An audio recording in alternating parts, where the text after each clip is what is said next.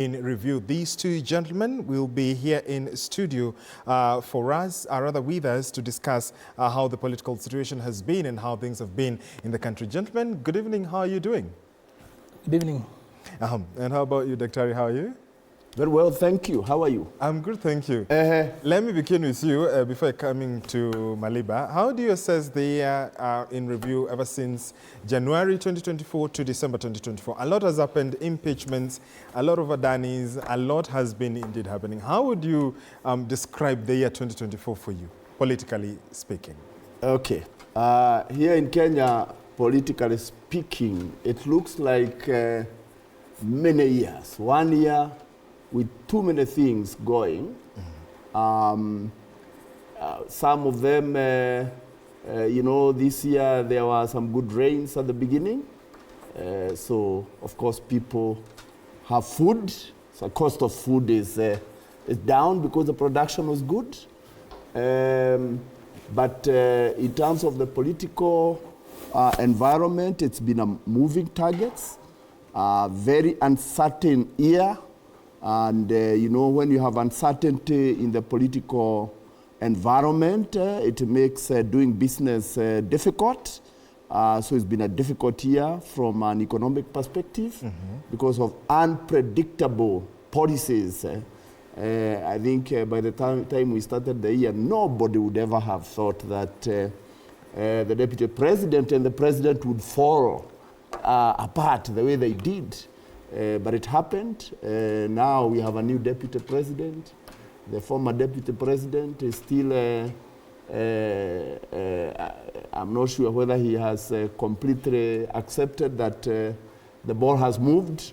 And then in the National Assembly, there have also been some uncertainties, especially when it came to ODM, that started the year as the main opposition party. Now, where is ODM? One leg in, one leg out. And BAMBA is looking to be chairman of African Union. We wish him well. So, really, possibly a very dramatic year that no one would ever have imagined. Maliba, picking up from where Daktari has left, in fact, Martha Karua, Kenya Party leader, challenged ODM Party leader Raila Odinga to just go ahead and sign a pact to indeed show that he's in government. Is ODM in government? And as you answer that, how would you rate the year in review 2024? I would really love to respond to the question on ODM, but the closest I could speak is for UDA and Kenya Kwanza.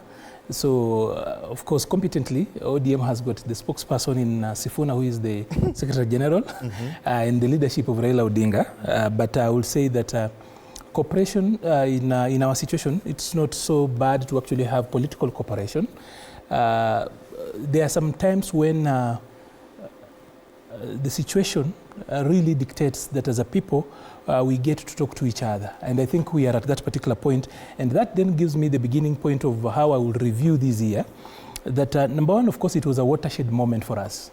It's a year that you might not have so many things, or rather very many words to explain. But I will say, number one, being a watershed moment, the Gen Zs came of age politically and were able to put to exercise what they had learned.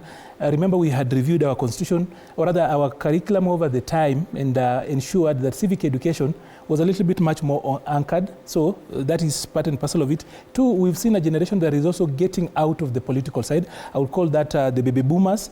It's a little bit for them, it's dusk for them. Their political dusk is actually just coming in. And you can actually see they are assuming the advisory role. But looked at differently, it was also a difficult year, quite a difficult year politically. At individual level, Daktari here spoke about the former deputy president, for example. He began the year as the deputy president of Kenya. We go to Christmas and he's not the deputy president.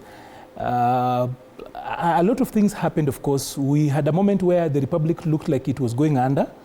We had a different way of doing civic engagements changed. Then, of course, it was the year of resilience. we've always prided ourselves as a country as being a people who are very resilient as a republic, as a democracy.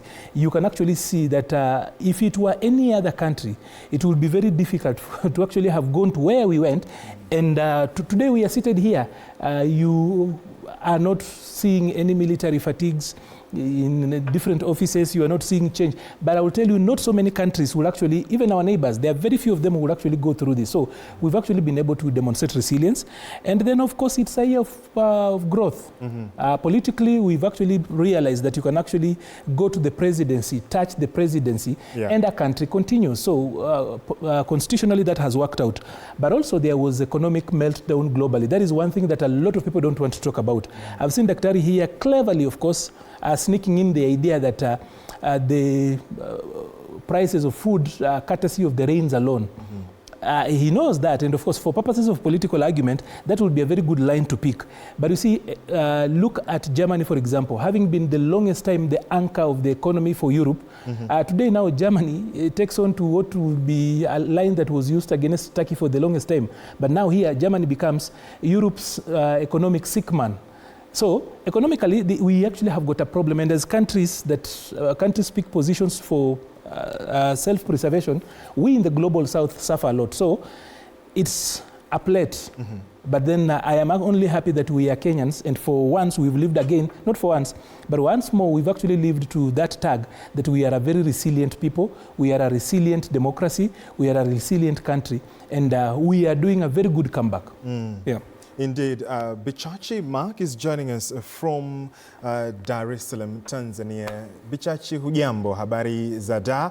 Among the adjectives that have been used here in studio, difficult year and watershed year. How would you rate 2024? And actually, what Tanzania wanasemaje kuhusu Kenya? How, perhaps in your trips as you continue, traversing the globe, how do you feel the perception of the country, and even as a Kenyan as well? How are things for you? Sija kakangu Maringa, Tanzania tupo salama. Kama ulivyouliza, Watanzania wanauliza kila siku kwamba Wakenya wana ujasiri wa ainaje, Wakenya wanaongelea mambo yao kinaga ubaga. So generally speaking, that Tanzanians think that Kenyans are very courageous. They actually admire us. They follow a lot of our politics, and they're having an election year next year. So they're looking keenly to see what is happening in Kenya. At the same time, you asked me how would I rate the year. I think 2024 is the year that will go on record that had 4 years in one. Let's remember, we had record flooding this year. We had the Gen Z protests. We also had the reshuffle of an entire cabinet except for one prime secretary. We had the joining hands of Raila Odinga and William Ruto, which was a watershed moment for our country. We had the impeachment and complete impeachment of one Rigathi Gachagua replaced by Kithure Kindiki. But at the same time, we also saw huge comeback, bounce back from the country in terms of our inflation rate, which has reduced quite a bit, all the way to 4.6 from a high of up to 7.6 a few years ago. Too, we've seen a reduction in the cost of food. We've seen reduction in the cost of fuel. So all of these are significant changes. But also we've seen shrinkage in other areas such as construction. We've seen challenges in some government programs such as SHA and SHIF. We've seen other successes in government programs such as the fertilizer program, which Arnold was referring to before. Again, at the same time, we've seen a country that is constantly creating tension between its leadership and the people. You can see this through the fact that today, as we sit here, we still do not have a budget 2024-2025. We're crafting 2025-2026.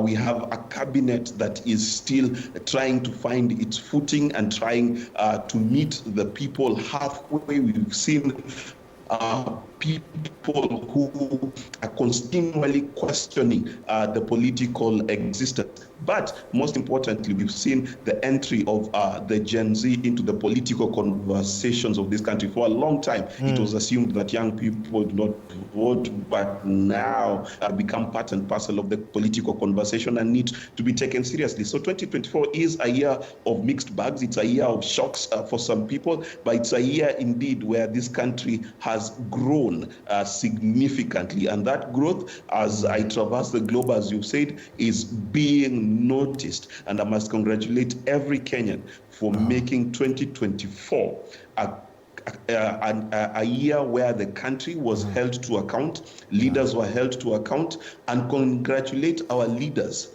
for once for bending to the ear to the people. Indeed, thank you so much, Bichachi. Joining us from Tanzania, Arnold Maliba and Dr. Moses Mwangi are here in studio. That's just the prelude of this conversation. We want to look at matters of sports before we continue that conversation right here on TV47, the home of untold stories. Please do stay with us. Engage us, respond to us. Any question you may have to our guests tonight. Our numbers will also be on your screens where you can call in live as well as send your messages on WhatsApp. We'll be able to read them and also pose them to our guests. But before then, let's get sporty.